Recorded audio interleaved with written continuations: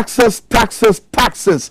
That's what the average Ghanaian has been saddled with. At least that's what we've been made to know in a revelation that is quite obvious to everyone, as the caretaker finance minister, Osei Mensah Bonsu, made it quite clear in the presentation of the 2021 budget statement in Parliament. That's our focus tonight here on XYZ Tonight, as we do a full-blown analysis of the 2021 budget statement. But the question that we're asking tonight, taxation, is that the only route to recovering Ghana's ailing economy? I am Prince Minka. Welcome to the program.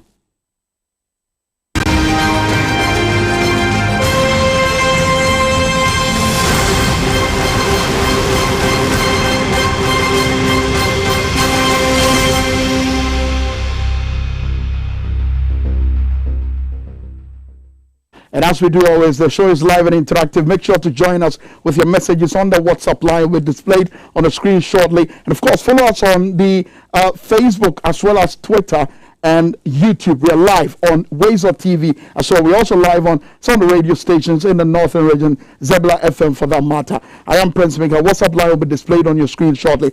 Let's get a fair idea of what Honorable Osei Mensah Bonsu has been presenting to Parliament as we bring you some key highlights of the 2021 budget statement as presented there by government. Already I've indicated to you that Ghanaians are saddled with more taxes, and that is the bone of contention as to whether or not that remains the only avenue to revenue mobilization in the country. Our guest is going to help us explore that. But let's do some quick presentation of what the highlights has been in terms of the budget statement presented by caretaker finance minister Osei Mensah Bonsu, who also happens to be the majority leader in Parliament and also the minister for parliamentary affairs. Now, in terms of the 2020 year, as far as the presentation is concerned, Osei Mensah Bonsu made it quite clear that it was a year like no other. The reason, 13.6 billion shortfall in terms of government's revenue.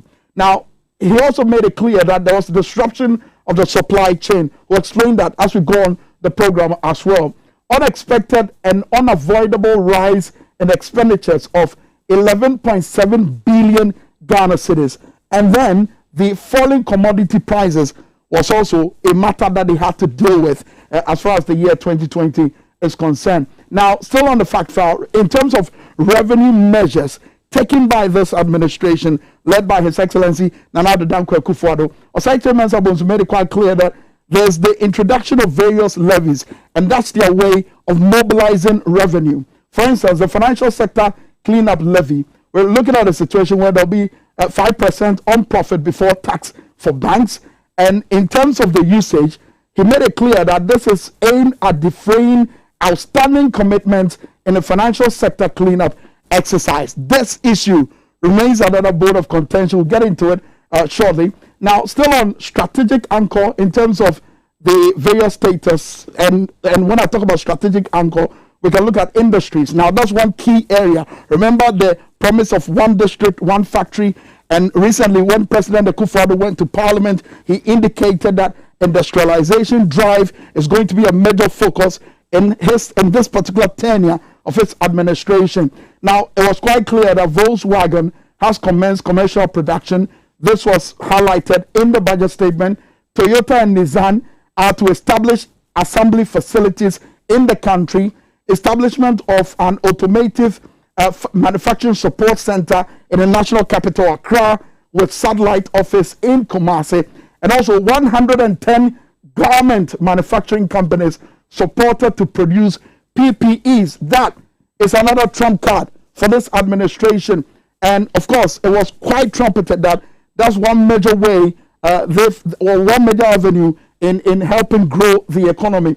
Now, in terms of other areas, they've mentioned about, they talked about the establishment of a development bank for Ghana, support of commercial farming, and which is aimed at attracting the youth into agriculture, building Ghana's light manufacturing industry that can be dovetailed into the area of industrialization, building engineering and technology capabilities, and also a fast-track digitization. Remember, Dr. Mahamudu Bawumia, the Vice President, has been on the digitalization drive. Now, in their second tenure in office, they are aiming at fast-tracking digitalization. And this was made quite clear in the budget statement. And also develop Ghana's housing and construction industry, establish Ghana as a regional hub, and also optimize implementation of government flagship programs. Let's move on to other sectors, which has obviously become a thorny issue in terms of the various conversation around the budget statement. In terms of COVID-19, government talked about the fact that it had containment measures, and of course that includes the vaccination drive, and also the implementation of Ghana Cares program, consolidation and completion of existing programs and projects, creation of fiscal space for implementation of priority programs and projects. We'll get to those priority programs and projects, and also creating sustainable jobs. That's also a key focus of this administration. And then security is another key area to look out for in terms of what this administration intends doing in order to build and ensure that the economy recovers. Entrepreneurship and wealth creation is also a key priority. It's also on the priority list of this particular administration, the MPP administration. In terms of medium-term debt management strategy, the MPP administration has indicated that on the domestic front, it has issued or reopened medium to long-term bonds. My guest will speak about this. Treasury bills to serve as cash buffers, and then manage daily liquidity. That's also a focus for this administration. And that's their way of, in terms of managing the debt strategy, that's their debt management strategy. And then issue of bonds on the international capital market, that's on the international front, and then carry out liability management operation. Is this the best approach? We'll ask our guest shortly. But here for now, let's look at the list of levies that has been slapped on a number of us in the country, Ghana. And this has triggered so much conversation in the country on various radio stations this morning. It was quite clear that various phone-in programs was focused on this. Now, in terms of the taxes that has been introduced, there's the COVID-19 health levy. Wondering what that is? I'll explain. Road toll increment, that's also in the offing. Gaming tax, sanitation and pollution levy. Many call it the boiler tax. And then the 1% increase in NHIL. That's something you should expect. 1% increase in VAT flat rate.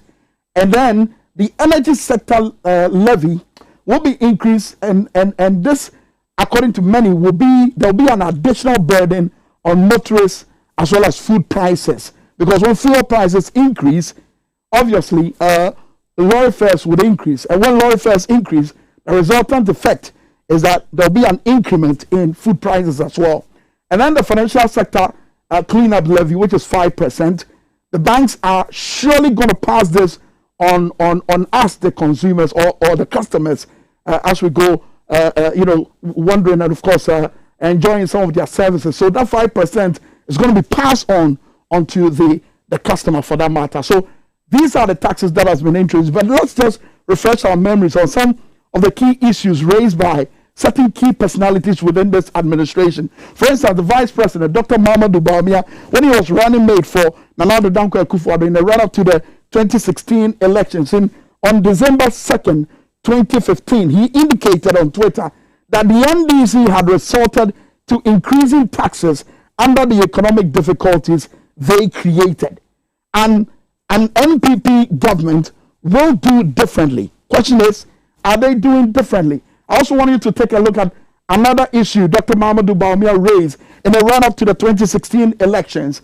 He indicated that at 67% of GDP, Ghana's debt stock has crossed the critical 60% of GDP level that developing countries with limited access to capital flows should worry about in terms of debt sustainability. In fact, according to Bawumia, Ghana is right back to the debt unsustainability that led the country to HIPIC. However, HIPIC debt relief will not be available again. Ghana's status can thus be best described as that of a highly indebted lower middle income country. And remember that word HIMIC, that acronym HIMIC, introduced by Dr. Mahamudu Bawumia. Now, Dr. Mahamudu Bawumia also indicated that IMF bailout, will the anchor hold? That's the question he asked. Distinguished speaker, series Of course, he was a distinguished speaker at a series, one of those lectures that he led in the national capital, Accra. Now, let's also look at what he has been talking about. That's managing the debt stock. Now, within the 59 years of past or previous presidents or previous administration, in terms of the debt accumulated comparatively to the 4 years of His Excellency Nana Addo Dankwa Akufo-Addo's administration, the difference is quite clear. I'll let you know where we currently stand. But for the 59 years of past administration, including the previous one, Mohammed's administration, Rawlings's administration, Edward Akufo administration, Kwame Nkrumah's administration, former President John Agyekum Kufuor's administration, late President John Evans Atta Mills's administration, within the 59 years, debts accrued 122 billion cedis. Comparatively to the 4 years of a Akufo-Addo administration, we're looking at 169.6 billion Ghana cedis. Now, that's not all. This will also blow your mind. Ghana's public debt now stands at 291.6 billion Ghana cedis. There's more to this particular figure. I'll get that to you as we move on with the conversation. So that's how it's looking basically. But let's just refresh our memories with what Dr. Mahamudu Bawumia said some time ago as far as borrowing is concerned, and what monies used in terms of borrowing could have been used in terms of the development of the country. Watch this. The resources at its disposal, one should expect at least 4 to 5 times the quantum of investment that the NDC claims to have undertaken.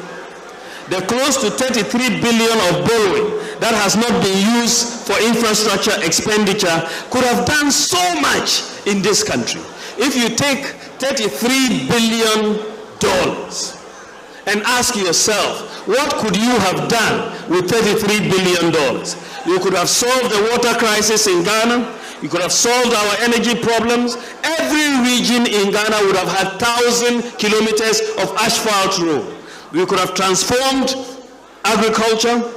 We could have put in place a world-class hospital in every region. We could have bought 1,000 ambulances for the Ghana Ambulance Service. We could have equipped our existing health and education institutions. And we could have built an additional 600 senior high schools that the government is trying to build currently. And we could have constructed the Accra-Kumasi-Paga railway line as well as the Western Railway line. And with all this, we would have still been left with some money. So the question now is, with the ballooning debt stock and where we stand currently as a country, what have we been able to build? What can we say? What's the narrative as far as our development is concerned? All the key issues Dr. Mahamudu Bawumia raised, can we find them today? The expansion of water projects, the construction of roads, the building of hospitals, where are they? I'm sure that's the question most of you are asking. And today, we are saddled with debt. Today, we are saddled with numerous taxes. But I continue to ask that critical question. And when we talk to our guests, I'm sure he may have the answers. Is that the only route to economic recovery? Especially at this time where President Nana Addo Dankwa Akufo-Addo had indicated that the reason for the ailing nature and texture of our economy is as a result of COVID-19. And why on earth would we have a COVID-19 levy? For what purpose? When other nations are doling out cash and giving out cash to the citizenry as a way of alleviating their plight, and as much as the economy begins to bite them. We can talk about the state of the United States of America, what President Joe Biden is doing currently, and many other countries, even on the African continent, where their governments are beginning to, as it were, institute several programs aimed at alleviating the plight of the citizenry in the wake of COVID-19. But here in Ghana, as COVID-19 is biting, there's a COVID-19 levy. Our guests will be introduced shortly. Stay with us.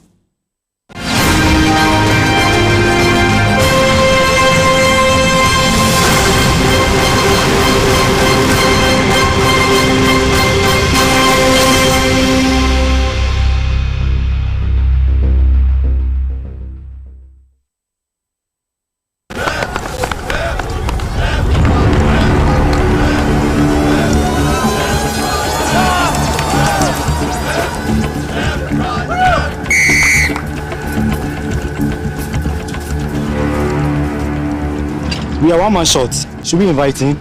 Yes. It be old cargo. Can I join you guys? Yeah. Always drink fresh, natural, mixed, mineral, water.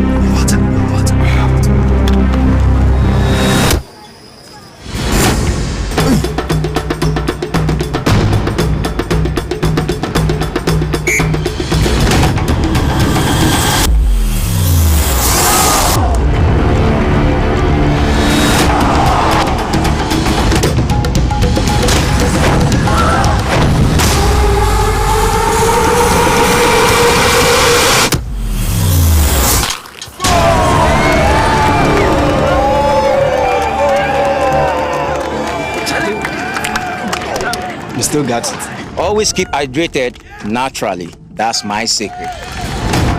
Manufactured with the primary aim of preserving nature's finest minerals necessary for a healthy mind and body. X Natural Mineral Water. Simply natural.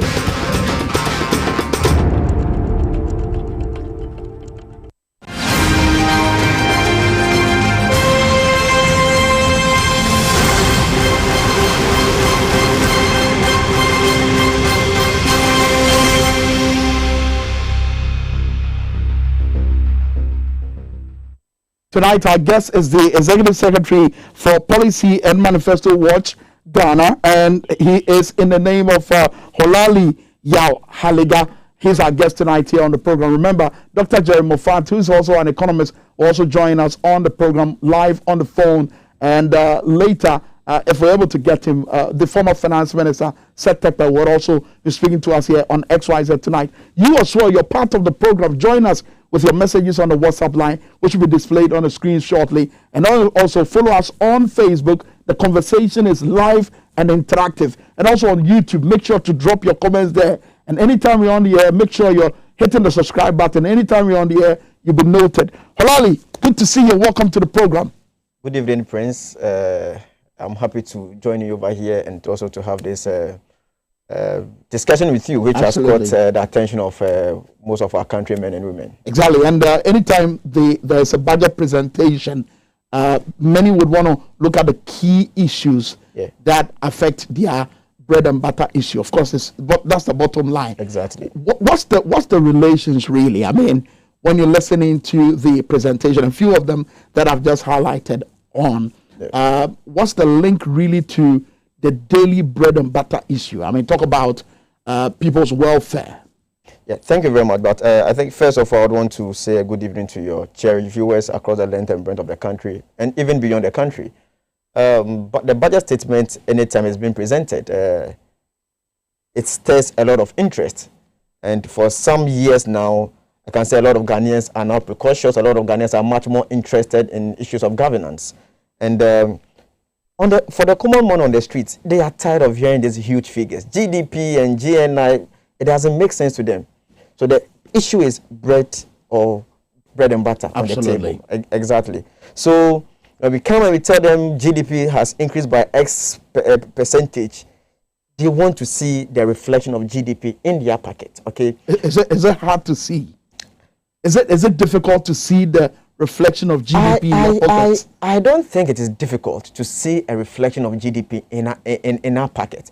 It's about the way we pursue our economic policies.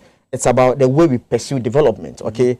And that a lot of countries are moving towards what we call Human Development Index, where we want to measure welfare, the progress towards welfare, okay? And but a very simple question to ask is, when you listen to Oseiche Mensah Bonsu, and of course, when you read the statement, the budget statement, the 2021 budget statement, how are we pursuing our economic development? Pursuing economic development ever since we gain independence till now has not changed. Oh, really? The structure of our economy has not changed. we are still producers of raw materials and still exporters of raw materials.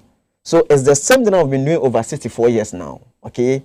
The gold, the timber, the cocoa, and what have you that we have. The structure of the economy has not changed. But I'm hearing industrialization drive. I'm hearing that, look, we're going to be producing automobile in the country. We're going to be producing cars in the country. We're doing this in partnership with with major brands like Volkswagen and the rest. Good. Is that not that industrialization drive that can get us? It is an effort beyond where we were. It is an effort towards industrialization, but that is not an end in terms of industrialization. Volkswagen, Toyota and Co. They are multinational companies, are not it? Absolutely. MTN and Co. are multinational companies, are not it? Yes, they are. So all these companies contribute in terms of building our GDP. So at the end of the year, they repatriate their capital flight. Okay, so when we are saying GDP is growing by X percentage, all this GDP in terms of real terms, in terms of money, is taken away by these people. So we bring people into our country, they do a lot of things, we give them a lot of tax rebates, and then they take away the money. So we can bring a lot of companies come and build vehicles and things, but to what extent will that translate into building the Ghanaian economy? We must play a lead role where we can boost our economy locally, to empower local people, to build import substitution companies. It's just not about the fact that we are creating partnership is good. Over the years, look at Obuasi, look at Takwa. How can we say about these places? I don't want to mention the names of companies, but we've been mining gold for a long time now. What is the true dividend of the mining of gold? We want to destroy Etiwa for bauxite. Are we going to get something in return for that? So our economy has been the same for 64 years now. But again, if you are talking about industrialization, let's mention 15 industries in Ghana that are working, that are state-owned enterprises that are working, that are generating revenue for government, that are creating employment for our people. None of them are working. What about the support base government intends providing for entrepreneurs and all that? Is that not a way of, starting so that at least we could leverage on it going forward? Yes, providing support for entrepreneurs, it's good. But, we must come up with what we call a tailor-made entrepreneurship support. It must be well-tailored, okay? Have some graduate from school who want to do something, we want to give them tax for some number of years, and a graduate who establishes an enterprise, and you also employ people, would give you some tax rebate. But over the period, we've spoken about all of this, but is it reflecting on the ground? If it is reflected on the ground indeed, then a lot of people should still not remain unemployed. It's not reflecting. It is very difficult, it is frustrating, it is irritating to do business in Ghana as a young person. Even to go to Registrar General Demand to pick a form to fill, to start a business. So what kind of supports is government really giving to young entrepreneurs? I know the Ghana Exim Bank has some very wonderful schemes to support young people. But can your brother and can my sister, Amina, in Gushegu, can your uncle in Nyankwanduri have access to all of this? It's not only about creating those opportunities. It's also about, it's not only about developing those programs. It's also about creating equal opportunities that will spread and cut across. We'll come to that shortly. And as we expand the conversation, we'll get to understand whether that entrepreneurship drive will be the best way to go. But going into the presentation of this 2021 budget, the expectation of many was that we're going to have a clear path in terms of recovering the economy. Did we get that? Okay, so the 2020 budget had a theme, economic revitalization through completion, consolidation, and continuity. Exactly. So government wants to revitalize the economy. To revitalize the economy means that it suggests that the economy is either comatose, or the economy is collapsed, or is dead. So government wants to revitalize the economy through completion. Completion of what? Have we asked ourselves, completion of what? Completion of probably what they might have started. One district, one factory, consolidating and what? Consolidating the efforts. Continuity, continuing what? What they might have started. What have they started? One district, one factory, one village, one dam. You know anyone who works in one company, one district, one dam? You know anybody who works there? The president was quite clear that we need to open our eyes to see them. Obviously, Ghanaians are not blind. We are not seeing them. They are not working. How have they contributed to the growth of the economy? We are not seeing them. You see, it's not only just about sometimes people want to just criticize government. No. But even if you want to criticize government, it must be constructive. It must be placed in context, okay? I I seem to understand the rationale, the idea behind the creation of one district, one factory. I'm from the whole West District, and there's no factory or whatever in whole West District. If there's a factory, I would go there to work. Adaklu District, there's no factory over there. Home Municipal, there's no factory over there. I live in Ganot Municipal Assembly, there's no factory over there. And I know people will tell you a confused juice. Have you bought their product before? Have you seen it on the shelves? Have you? So government must go beyond the rhetorics. So it's just rhetorics. They must go beyond the rhetorics and work hard. But again, back to the issue of recovery. Yeah. Did we see that path? Was there a clear path? No, in terms of its revenue mobilization drive, in terms of how it intends to, go on the market and accrue more externally to consolidate what we may be able to mobilize locally. Is there a path to recovery? I have not seen any clear path. And I'd want to agree that governance is a complex system. Running or managing a country is a very complex system. And trying to find a balance is also very difficult, as to say, how can you create growth? How can you revitalize growth without putting undue stress on your people? And you can also create growth, or cannot stimulate growth also without taxation, without borrowing. So what do we need to do? 2020 across the... So you agree that taxation is key? Taxation is key. It's key to revenue mobilization. Taxation is key to revenue mobilization, but taxation is not the it's not the panacea. Taxation is not the, how do you call it? It's not the only means to rebuild the economy. Okay, what about government also cutting down on its expenditure in terms of reducing the size of government? You reduce the size of government, then it means you also contribute towards the reduction of expenditure, and you can save that money to build schools, to provide water, to build hospitals, to expand the roads, and to create equal opportunities for the less endowed in our society. So it's not only about taxation. Government can equally reduce its size of government. There are some programs and policies of government or projects that can be realigned. The size of government has been reduced. I mean, the number of ministers have been reduced drastically. The number of ministers. Yes. What about the Office of Government Machinery? It's still huge. It's still very. So it's huge. never enough. It's never enough. It's never enough. So I think that, look at the new levies that have been introduced. Who are going to pay these levies? It is us. We are going to pay these levies. Now, we had a banking sector crisis. Hold on. In principle, you agree that taxation is right. Taxation what is do you right. find wrong with the introduction of the levies? Well, I mean, talk about sanitation levy, COVID-19 health levy. There's also the energy sector recovery levy, of which 20 pesos or on price of per liter of petrol and diesel. There's also the combination of increases in petroleum levies, which will result in 5.7% increase in fuel at the pump, for instance. And then the financial sector cleanup tax, for that matter. Road tolls are also going to be increased. What do you find really wrong with that? I mean, it's revenue mobilization. We need the money, don't we? I don't. What I see to be a challenge is that I think our governments over the period, not only this current government, our governments over the period have always adopted a lazy approach in terms of revenue mobilization. They don't think out of the box. Past and present government, they always go for the low-hanging fruits. They go for things that are easy to tax, things that we have inelastic demand, things we cannot do away with.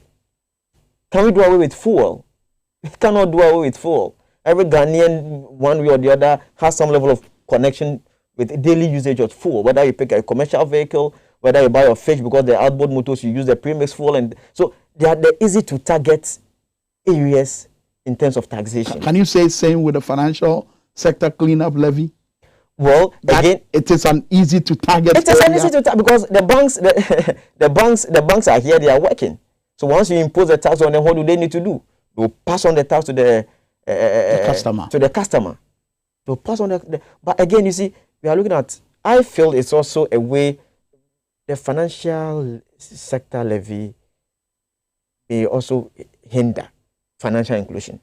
How so? Also, because we want to open up our banking space. We want a lot of people to bank.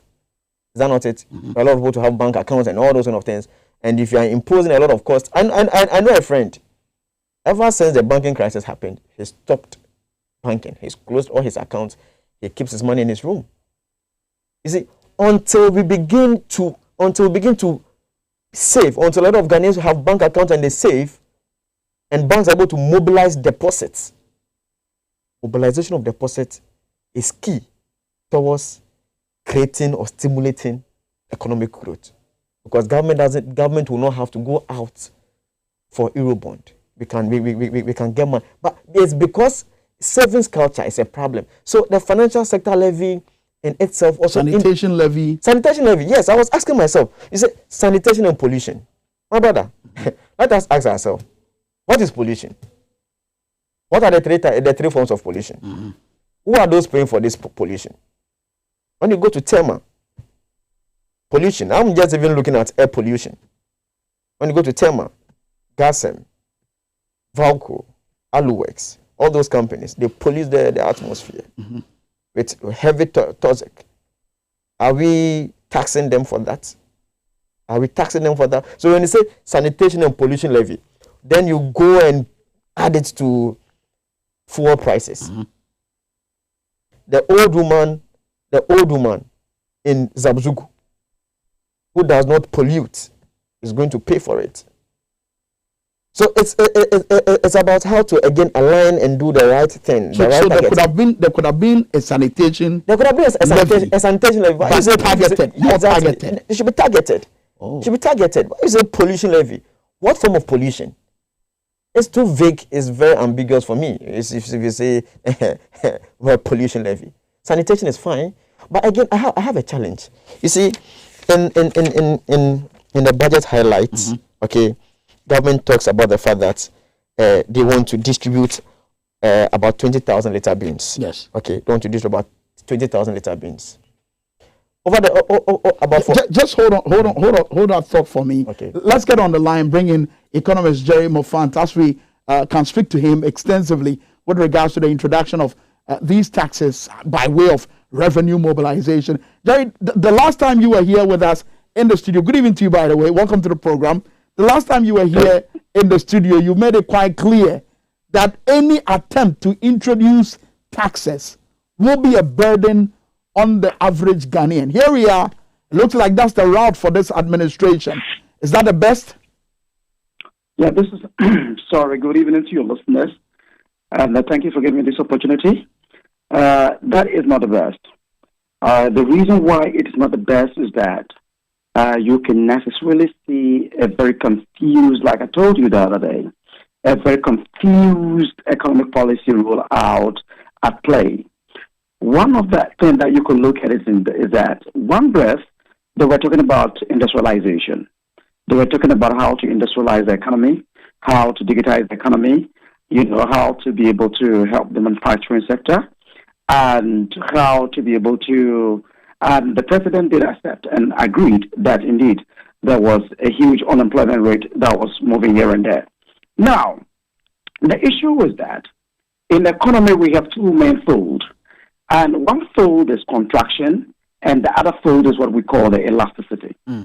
The contraction is a situation whereby the economy is booming and you want to take more resources from the economy. That is what we call you deliberately contract the economy. And when the economy is actually stifling and having a challenge, this is where you try to ease up the economy. And this is what we call the elasticity at this point in time.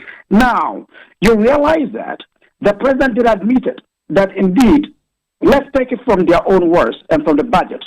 The budget is saying that, look, we have had quite a bit more challenge during the COVID-19.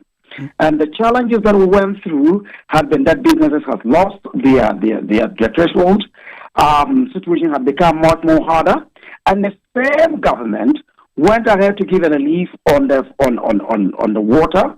They gave relief on the electricity that we've been using. They, in certain circumstances, even try as much as possible to cook food for people. So therefore, if today we are in a different arena, and at this basis, we possibly assume that the policy should bring a relief. The policy should bring economic growth. the policy should bring a way forward for us. Then you come in with number one, a health levy, that is COVID-19 health levy, road toll levy, gaming tax, sanitation and pollution levy, and then increase in the national health insurance levy, and then ASLA levy, and then you have financial sector clean up levy, which is 5%. These are contraction policies. That is supposed to mean that the economy was dying, and you want to kill it further. And since you want to kill it, yes, that is what is happening. It means the economy is actually hunting for oxygen. And as it is, we even want to take the oxygen that the economy has off its mouth for the economy to die as quick as possible. That is the situation that we find ourselves. The reason is also too, Kwame, let me draw your attention to this factor.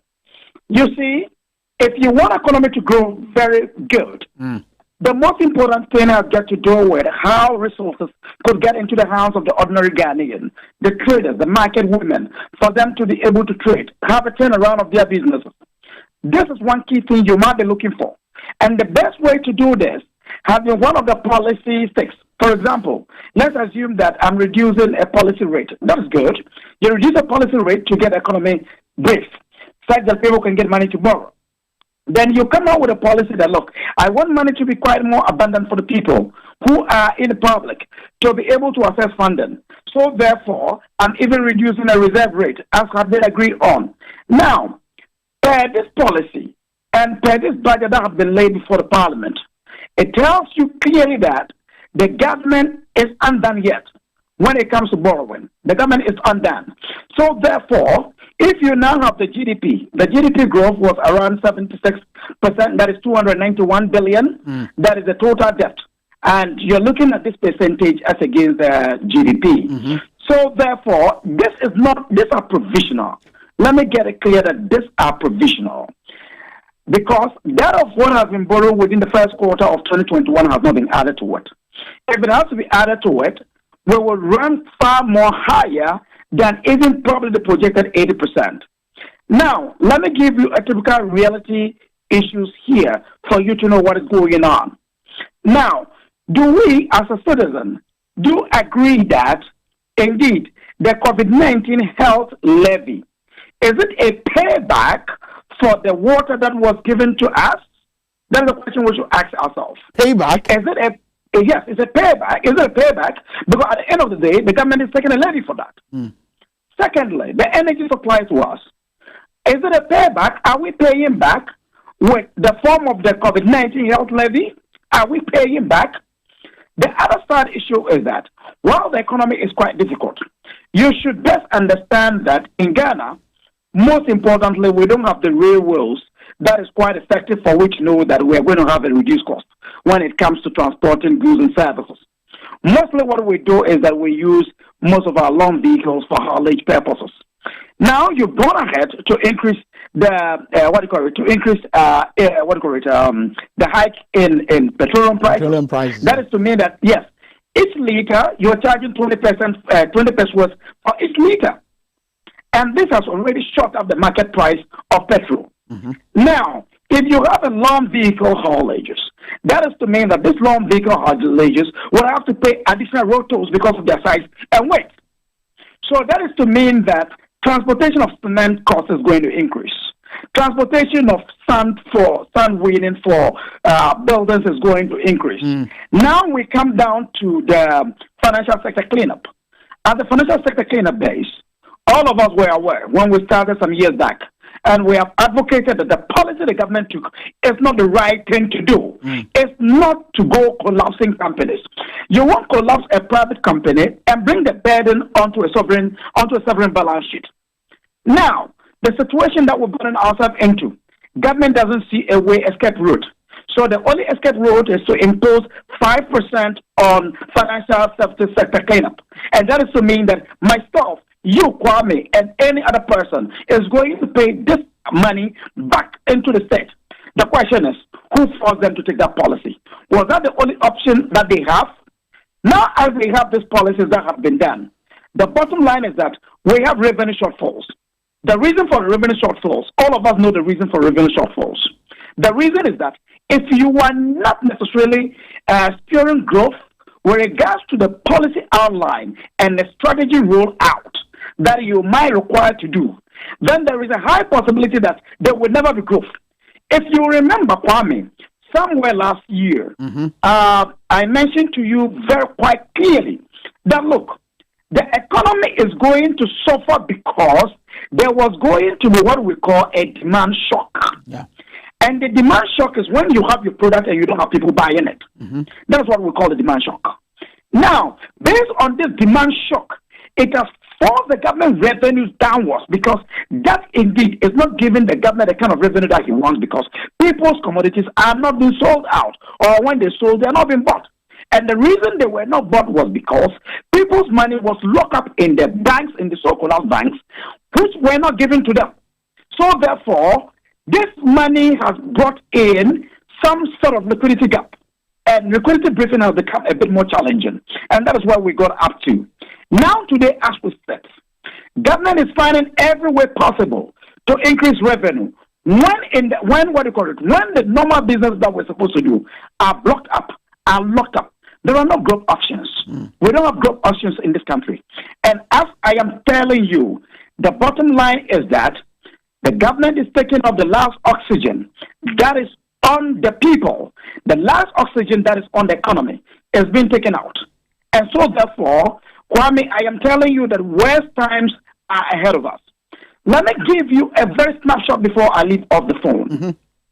You tend to realize that when the government decided, with this, I'm going to bring this industrialization, I am going to do one district, one factory, That's right. I am going on to handle one village, one dam, Planting and for so food and on jobs. and so. Yeah. Very good. Now, the question that I and you should ask the government is, where is he going to get the money?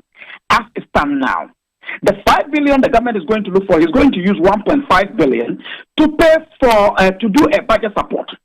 3.5 billion is going to be used to pay an accruing debt. So where is it going to get the money? What revenue is going down? And as I said now, myself and you, if you remember, Kwame, the last time we met, I asked a simple question.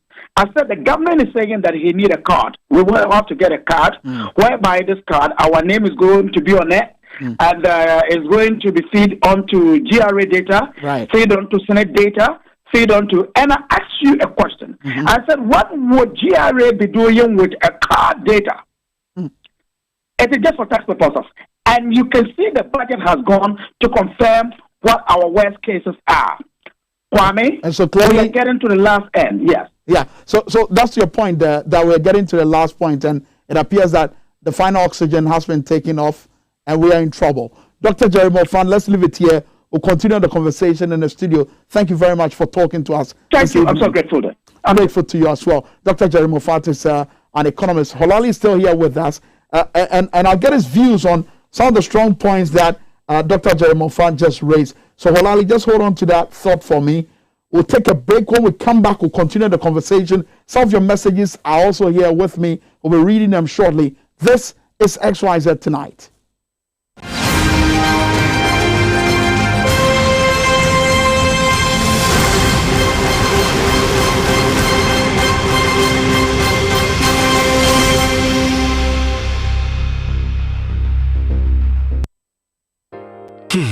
If I cry na menyisika, edia ye mefui.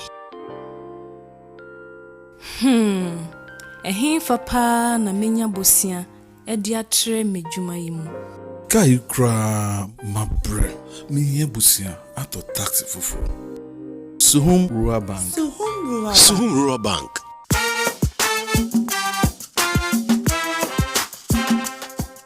Yema mwakwa baba Suhum Rural Bank. Ye won hwehwe ahodo bi te se gadifo abosia, ekuokuo bosia, susu account. And that's all our savings account. Me bada chain savings account. And the keka ho. Suhum Rural Bank was 03422919896. Now one so to me aka say. Suhum Rural Bank. Ama ene mayeka una. Suhum Rural Bank. Enti me pa minie. Suhum Rural Bank, growing our heritage.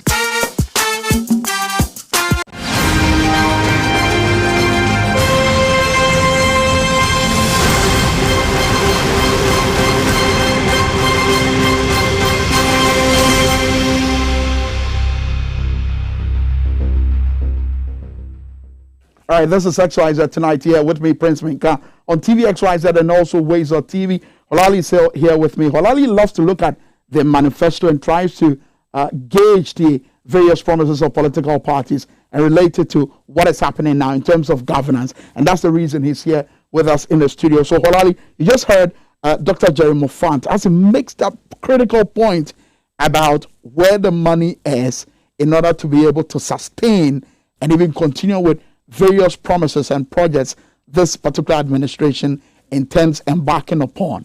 They are on a revenue mobilization drive. Could that be where the money is? They are on a revenue mobilization drive. Could that be where the money is? No. Revenue mobilization, domestic revenue mobilization is not the only way to finance expenditure.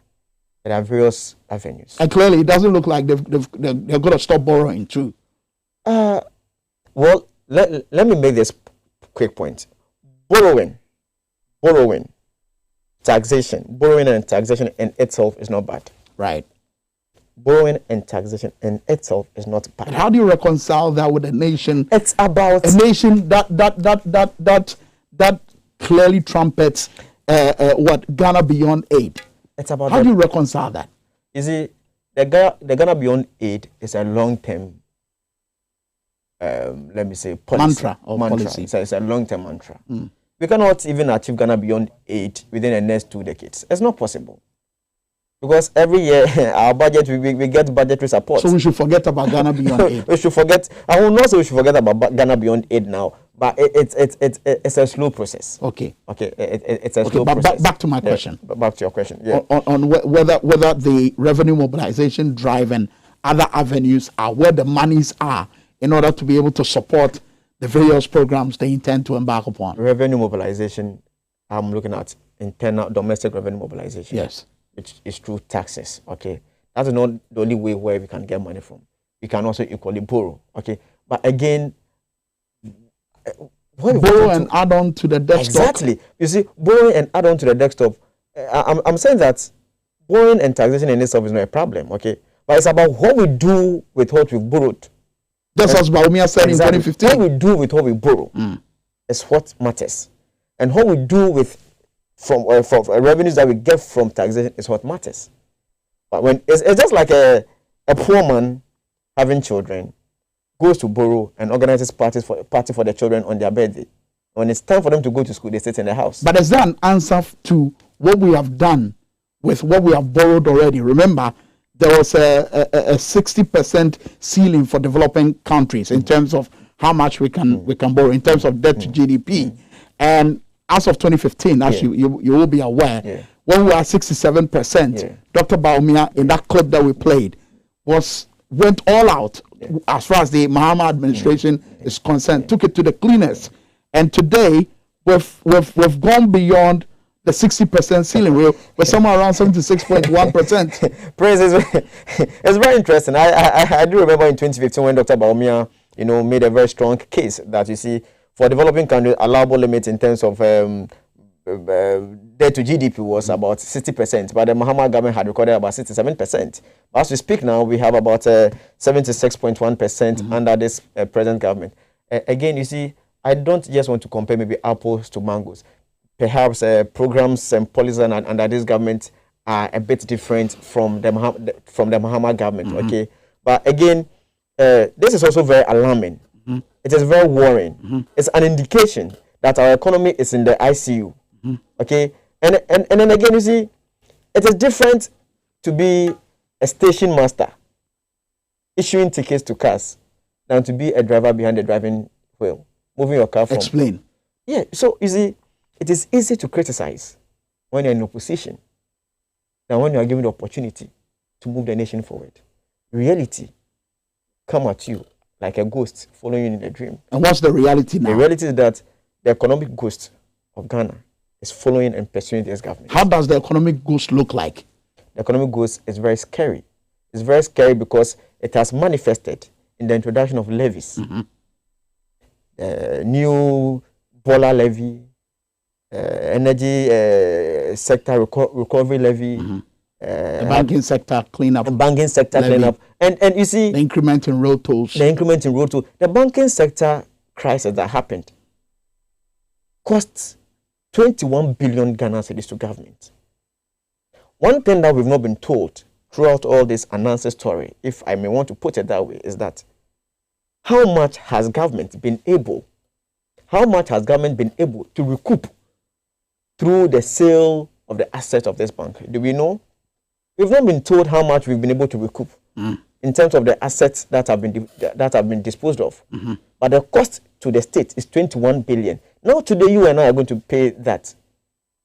Did your bank collapse where you were banking? Did your bank collapse? I'm sure the viewers will have some answers. Let me bring in some messages from our viewers as well. This one here is good evening. My name is Al Hassan Lukman, watching live from Tamale. In fact, our mother Ghana is bleeding through the hands of our politicians. He used some unprintable words. Can Dr. Baumia come out and tell Ghanaians what is happening now and what he said prior to the 2016 elections? I don't even understand what this MPP government is trying to do. That's your message there. This one here says, good evening to you, Prince. Dr. Baumia clearly has shown the dishonesty associated with politicians in terms of principle. What has changed today? Charles Cardinal sending this message from Pokuase. This one here says, the number of debt that we've been saddled with goes to indicate that our economy is on its knees. And Kwame, my question to you is that is there a possibility of recovering as far as where we are is concerned? Those are some of the messages that have come through. So can there be a recovery really? I mean, because that is what we're looking at. That is what we're aiming at. That the budget was supposed to address that. And I keep asking you, has it been able to address that? Clearly, you and Dr. Mofan are on the same page. It hasn't. So what do we do? Can there be a recovery? Impossible is nothing. There can be a recovery. There can be a recovery if we get our macroeconomic policies right. If we're able to stimulate the economy to create jobs. You see, when you have more people working, can get more from them. We're in a country where a lot of people are not working. So let me make a quick analogy. You have a cow. You milk the cow every day. You've stopped feeding that cow. The cow definitely will not produce milk. So it will be hard to milk from the cow. Okay, so it's possible to, recover the economy if we put in place the right macroeconomic policies. Okay, stimulating growth. I think that, as Dr. Mofan said, already there's some level of contraction in the economy. So taxing people more is also taken away from their disposable income. What should government do? Okay, so government must come up with some policies to lessen the burden. What kind of policies? Okay, so what else can government do? I, for one, have always been saying that still I think that the size of government should come down. That's one. The size of government should come down. Two, some policies of government, I think, one district, one factory, 4 years now, we are not seeing the benefit. So they can halt it or they can re-engineer it. But industrialization is clearly a pillar that can catapult us to the economic growth we all yearn for. And one district, one factory is clearly a path to industrialization. What is the degree of contribution of companies classified as one district, one factory so far towards the building of the economy? Can we compute that? Is that the reason you're saying we should shelve the idea? We should shelve the idea, come back, and then come up with a more forward-looking idea. So restructure the idea. Should restructure the idea. Okay. Then again, the idea of having development bank. Do we really need development bank? Haven't we, how do you call it? Government has privatized some banks in the past. What's the focus of ADB? ADB is there to provide agricultural financing. But it's even difficult for the Ghanaian farmer to get access in terms of financial access from ADB. So ADB does business with people that they can quickly mobilize funds from. So development bank under the CARES program. What was the role of the development bank? Do we need more development bank? Can't we expand some of the mandate or some of the focus of the existing banks to take the role of the development bank?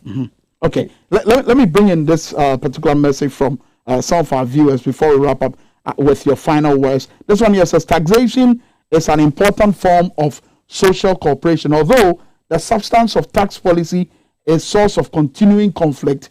Any system of taxation must address how tax burdens are allocated among taxpayers.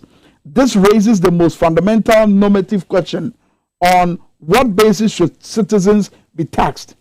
Why is the government putting sanitation and pollution taxes on fuel prices? Who polluted the environment, just as you were saying?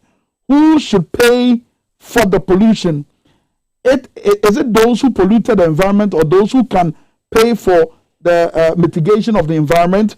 It is said that he who pays taxes without complaining needs his head examined. And this is a message coming in from Bernard Odro Amankwa, Department of Philosophy, Spiritan University College, and just watching us right at this particular moment.